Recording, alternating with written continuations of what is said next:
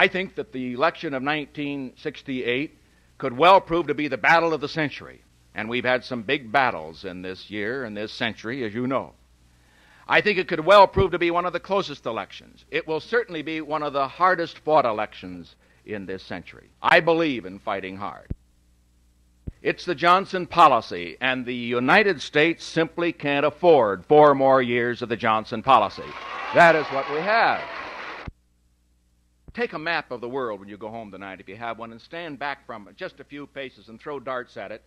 And I will say this, you're going to find it very hard to hit any place in the world where the United States isn't in trouble, where an embassy hasn't been stoned, or a library burned, or an ambassador insulted, or the flag spit upon, or where the United States, in terms of its foreign policy, in terms of its respect, isn't worse off today than it was when General Eisenhower left office.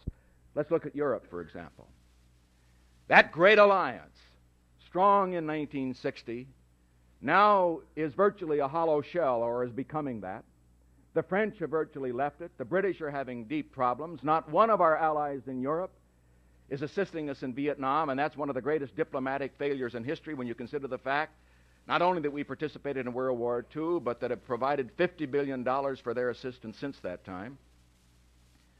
And what do we find as far as this administration is concerned? No plans, no vision, no new ideas to build this blue chip, and it is the blue chip in terms of the defense of the free world, to build it up again and to strengthen that alliance. That's Europe. Let's look to Latin America.